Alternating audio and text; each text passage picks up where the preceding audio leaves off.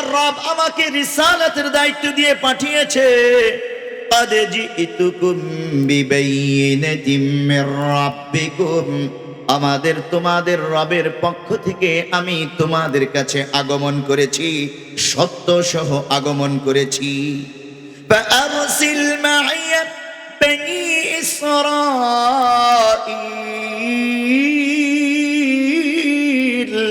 অতএব তুমি বনি ইসরাইলকে নির্যাতন করো না, তারা আল্লাহর ঈমানদার বান্দা, তাদেরকে তুমি দাস বানিয়ে রেখো না, তাদেরকে মুক্ত করে দাও, আজাদ করে দাও, আমার সাথে তাদেরকে যাওয়ার অনুমতি দাও। হযরত মুসা আলাইহিস সালাম দুটো দাওয়াত নিয়ে ফেরাউনের দলবলের কাছে, ফেরাউনের কাছে গিয়েছেন। একটি দাওয়াত হলো ইসলামের দাওয়াত, ঈমান গ্রহণ করার দাওয়াত, তাওহীদের দাওয়াত, রবের প্রতি দাওয়াত, আল্লাহ তাআলার তাওহীদের ঈমানের প্রতি দাওয়াত দিয়েছে ফেরাউনকে। দ্বিতীয় দাওয়াত ছিল ফেরাউন যে জুলুম নির্যাতন নিপীড়ন করতেছে বনি ইসরাইল তৎকালীন যুগের ঈমানদারদেরকে, ওই বনি ইসরাইলকে যেন জুলুম নির্যাতন নিপীড়ন না করে, জুলুম নির্যাতন নিপীড়ন না করার দাওয়াত নিয়ে হযরত মুসা আলাইহিস সালাম ফেরাউনের দরবারে যায়। কয়টি দাওয়াত নিয়ে যায়? দুইটি দাওয়াত। একটি হলো ঈমানি দাওয়াত, আরেকটি হলো জুলুম নির্যাতন নিপীড়ন না করার দাওয়াত। তাহলে জুলুম নির্যাতন নিপীড়ন না করার জন্য দাওয়াত দেওয়ার একটা কর্মসূচি নবীদের ছিল।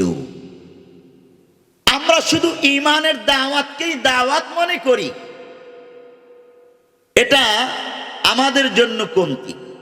বরং অন্যায় অপরাধ দমন করার, অন্যায় অপরাধকে বাধা দেওয়ার, জুলুম নির্যাতন নিপীড়ন না করার দাওয়াত দেওয়াও একটি গুরুত্বপূর্ণ দাওয়াত নবীদের।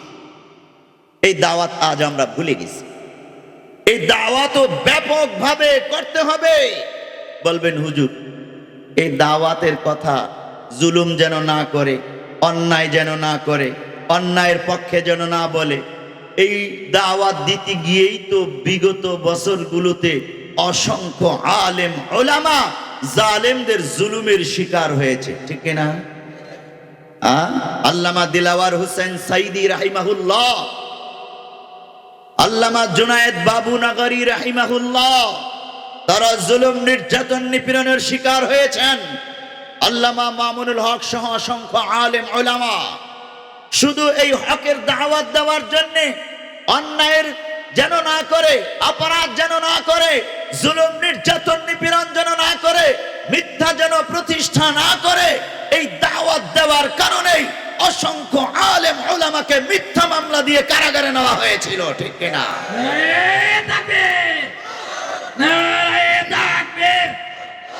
ইসলামের শত্রুরা, আলেম ওলামার শত্রুরা, প্যারে হাজিরিন, এই আয়াত থেকে তাহলে আমরা এখানে দ্বিতীয় সবক গ্রহণ করলাম। নবীদের দাওয়াতের আরো একটা বিষয় ছিল যে জুলুম নির্যাতন নিপীড়ন না করার দাওয়াত দেওয়া, ব্যাপকভাবে প্রতাপশালীদেরকে, জালেমদেরকে ওই দাওয়াত দেওয়া। হযরত মুসা আলাইহিস সালাম এই কাজটুকুন করেছিলেন। এরপরে আসুন, আল্লাহ তাআলা বলছেন, قال إن كنت جئت بآية فأت بها إن كنت من الصادقين। মুসা আলাইহিস সালাম যখন ফেরাউনকে দুটো দাওয়াত দিলেন, ঈমানের দাওয়াত আর জুলুম না করার দাওয়াত, ঈমানদারদেরকে মুক্ত করে দেওয়ার দাওয়াত, তখন ফেরাউন মুসা আলাইহিস সালামকে বললেন, তুমি যদি সত্যবাদী হয়ে থাকো তাহলে প্রমাণ দেখাও, তুমি যে নবী এটার প্রমাণ দেখাও, তোমার বক্তব্য যে সঠিক এটার প্রমাণ দেখাও, দলিল কি, নিদর্শন কি চাইলেন। فألقى عصاه فإذا هي ثعبان مبين।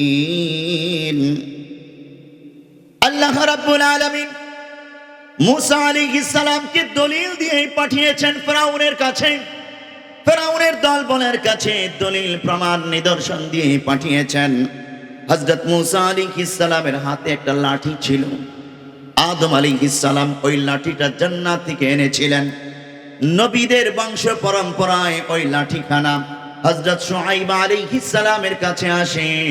শুআইব আলাইহিস সালাম থেকে ওই লাঠিখানা হযরত মুসা আলাইহিস সালামের হাতে আসে। আল্লাহ রাব্বুল আলামিন ওই লাঠির বর্ণনাও দিয়েছেন কোরআনুল কারীমে।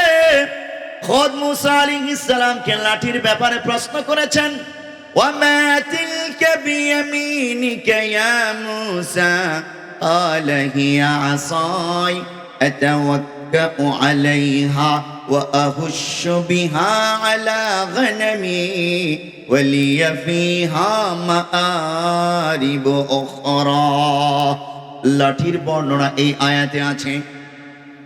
হযরত মুসা আলাইহিস সালামের হাতে সেই লাঠিখানা ছিল। যখন ফিরআউন জানতে চাইল তুমি যে মহান রবের পক্ষ থেকে দাওয়াত নিয়ে এসেছো, প্রমাণ কি? প্রমাণ দাও। ফাআলকা আসা, মুসা আলাইহিস সালাম তৎক্ষণাৎ হাতের লাঠিটা ফিরআউনের দরবারে ছেড়ে দেয়।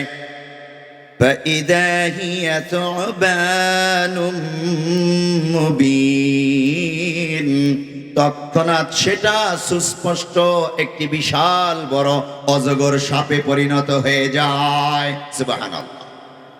এই ইতিহাস তো আমরা আগে থেকেই জানি, কিন্তু আমি শুধু এখান থেকে সবক নেওয়ার কথাই বলছিলাম। ফিরআউন অবাক বিস্ময়ে দেখছিল, একটা লাঠি বিশাল বড় সাপ হয়ে গেল। আসলেই তো একটা জীবন্ত প্রমাণ এটা। এরপরে কি আরেকটা প্রমাণ দিয়েছেন হযরত মুসা আলাইহিস সালাম, ওয়া নাযাআ ইয়াদাহু ফাইদা হিয়া বাইদাউ লিন-নাযিরিন।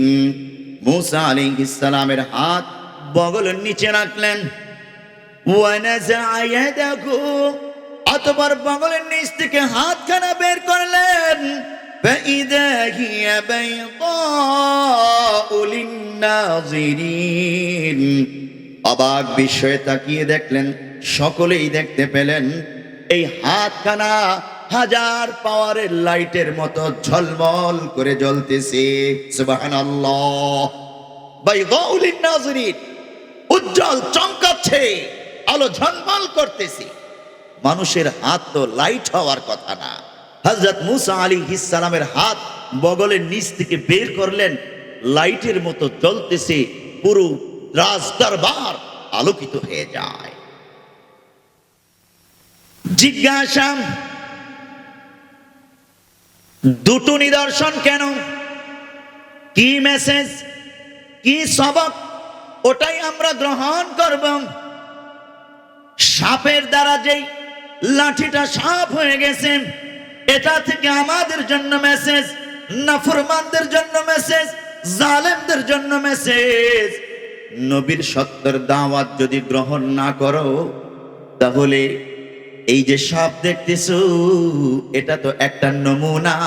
কবরে, জাহান্নামে এরকম অসংখ্য ভয়ঙ্কর সাপ তোমাকে দংশন করবে।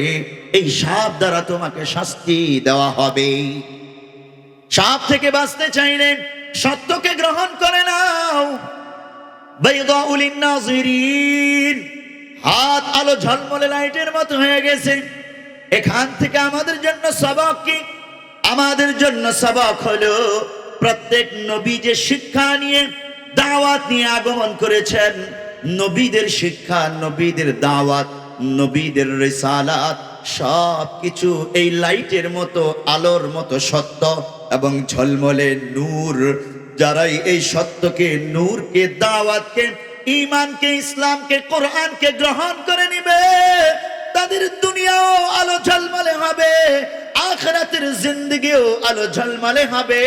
তাদেরকে দুঃখ মুসিবত পাবে না, অন্ধকার পাবে না। জীবনটাকে রাঙাতে চাইলে নবীদের শিক্ষা, নবীদের দাওয়াতকে কবুল করে নাও, তোমার জীবনটা এমন আলোকিত হয়ে যাবে। ভাগ্যবান আমরা, কোরআনের তাফসিরে এসেছি। এটা আলো ঝলমলে প্রোগ্রাম। হতভাগা তারা যারা কনসার্টের অনুষ্ঠানে গান বাজনা নর্তকীর নাচের মধ্যে লিপ্ত, ওটা সুহবানুম মুবিন, ধ্বংসাত্মক ভয়ঙ্কর অজগর সাপের অনুষ্ঠান। কবরে যাওয়ার সাথে সাথে সবল খাইতে হবে। ভাগ্যবান এই মাদ্রাসার ছাত্ররা, তারা তো এই রিসালাতের কোরআনের সবাক গ্রহণ করছে। কোরআনের হাফেজরা সিনার মধ্যে 30 পারা কোরআনকে স্থান দিয়েছে। তাদের পুরো বক্ষটাই আলো ঝলমলে, নবীদের রিসালাত তাদের সিনার ভিতরে, তাদের আমলের মধ্যে নবীদের রিসালাত।